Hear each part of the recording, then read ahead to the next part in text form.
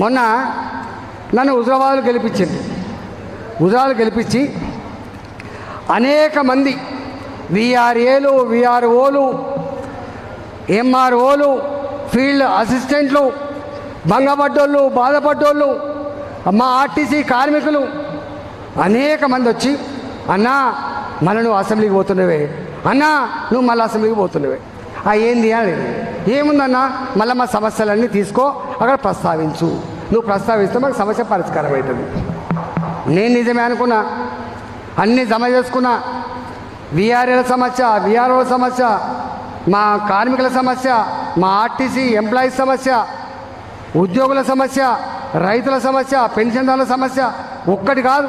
ఇవాళ ఏ గోస పడుతున్నారని చెప్పి మనం యాత్ర చేస్తున్నామో ఆ ప్రజల గోసకు సంబంధించిన దరఖాస్తులన్నీ కూడా తీసుకొని మూట కట్టుకొని అసలు పోదామని పోయినా.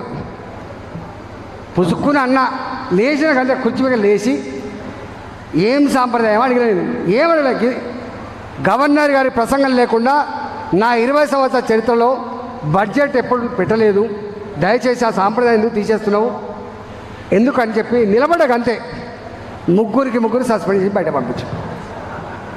బయటికి పంపిస్తే నేను అనుకున్నా వాటికి బయట దగ్గర పంపుతానని చెప్పి ఒక 3 పోలీసు వ్యాన్లు తీసుకొచ్చి రెడీ పెట్టి ముగ్గురిని 3 వ్యాన్లలో ఎక్కించి ఎక్కడ తీసుకుపోతే చెప్తలేదు.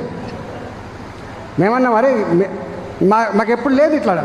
తెలంగాణ ఉద్యమంలో గవర్నర్ గారి మీద పుస్తకాలు వేసినాడు, గవర్నర్ గారి కుర్చీ లాగినాడు కూడా మమ్మల్ని అరెస్ట్ చేయలే. మా తెలంగాణ ఉద్యమంలో మా మీద చిల్లగా మాట్లాడుతున్న వాళ్ళ మీద దాడి చేసినప్పుడు కూడా మమ్మల్ని ఇవ్వడం చేయలే. ఈ అసెంబ్లీ నడవనీయమని చెప్పి రాత్రిపూట అక్కడే పడుకొని రాత్రిపూట అసెంబ్లీలో పడుకున్నా కూడా మమ్మల్ని ఎవరు అరెస్ట్ చేయలే. మమ్మల్ని కన్నెత్తి చూడలేదు, చెయ్యిని పట్టుకోలేదు. కానీ వీళ్ళు మాత్రం ముగ్గురు తీసుకుపోయి పోలీస్ స్టేషన్ పడేసింది. మేము అన్నాం ఏదో ఒక్క రోజు కోసం అనుకున్నాం, శాశ్వతంగా మళ్ళా అసెంబ్లీ కూడా నువ్వు రావద్దని అంటున్నాను. అంటే ఎందుకు నేను అడుగుతున్న కేసీఆర్ గారిని, మేము ముగ్గురమే కదా, మేమైనా సినిమా హీరోలమా? మేము ముగ్గురం వస్తే ఇస్తే ఇంత మాట్లాడుతాం కావచ్చు, ఒక మాకు 5 నిమిషాలు 10 నిమిషాలు. అంటే మాలాంటి వాళ్ళు మాట్లాడితే తట్టుకునే శక్తి లేని పార్టీ. మాలాంటి వాళ్ళు మాట్లాడితే పరువు పోతుంది కాబట్టి, గంగల కలుస్తుంది కాబట్టి మాట్లాడదని చెప్పి నిషేధించిండు కేసీఆర్. మా కార్యక్రమం ఏందిగా, అసెంబ్లీలో మాట్లాడనీయకపోవచ్చు కాక తప్పకుండా ఇవాళ నా దేవర కథలో ఊరు తిరిగి చెప్పుకుంటా,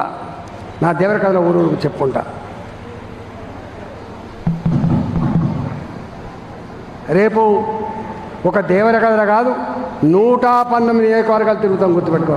అది చార్మినార్ కావచ్చు, అది యాకత్పుర కావచ్చు, అది ఇంకోటి కావచ్చు, అంతటా తిరుగుతాం ఈసారి. మాకేం కనబడుతుంది? మా దగ్గర మన రోడ్లు కనబడతలేవు, ఇక మా దగ్గర సమస్య కనబడతలేవు, ఒకటే కనబడుతుంది. ఈ అన్నిటికీ కారకుడైన కేసీఆర్ను ఓడగొట్టకుండా మా జీవితం ధన్యం కాదు. అది మా ఎజెండా. సహచర నాయకులారా, నేను 2 విషయాలు చెప్పదలుచుకున్నా. నేను చాలాసార్లు చెప్తే మీరు నమ్మలే. సార్ ఎట్లా అంటాడు, మాది మెట్లెక్కే పార్టీ కాదు, ఇవాళ మెట్లెక్కే పార్టీ కాదు. మెట్లెక్కాలంటే చాలా లేట్ అవుతుంది. రాకెట్ వేగంతో దూసుకుపోయే party Bharatiya Janata party. నన్నట చేరికల committee chairman చేస్తానంట, నేను బ్రోకరేజం చేస్తున్నా అంటాడు. అరే బ్రోకరేజం చేయడం కోసం వెళ్ళారా బాబు, చాలామంది వస్తా అంటారు కాబట్టి ఎవరిని తీసుకోవన్నో ఎవరిని తీసుకోవద్దో, ఎక్కడ మాకు నాయకులు గొప్పగా ఉన్నారో ఎక్కడ నాయకులు లేరో, మళ్ళీ వచ్చే వాళ్ళను ఉన్న వాళ్ళను సమన్వయం చేసే పని నా చేతిలో గుర్తుపెట్టుకో. అందుకు వచ్చిన నేను కొత్త వాళ్ళని తీసుకోవడం కాదు, తీసుకున్న వాళ్ళకు ఉంచుకోవాలి, ఉంచుకున్న వాళ్ళకు గౌరవించాలి, పల్లె పెట్టాలి, పాతలతో మంచిగా సఖ్యత కూర్చి అన్నదమ్ముల్లాగా కలిసిమెలిసి పనిచేసే భాగ్యం కలగడం కోసం వచ్చిన నేను.